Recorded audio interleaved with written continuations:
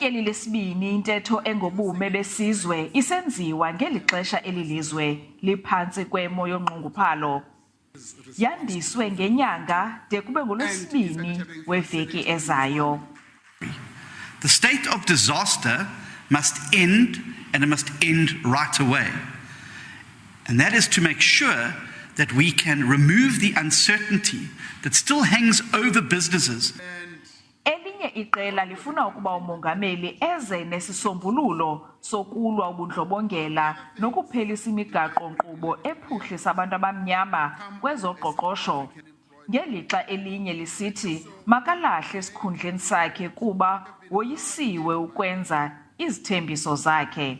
They will look at the amendment of labor laws, do away with black economic empowerment and affirmative action. As the ATM, we really expect Mr. Ramaphosa to tender his resignation.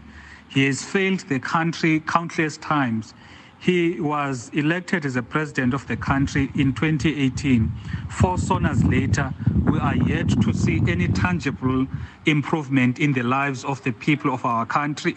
Kusenjalo, imanyano yamapolisa iSABC ithi ilindele ukuba umongameli athethe ngokulungisa inkonzo yamapolisa kwintetho yakhe.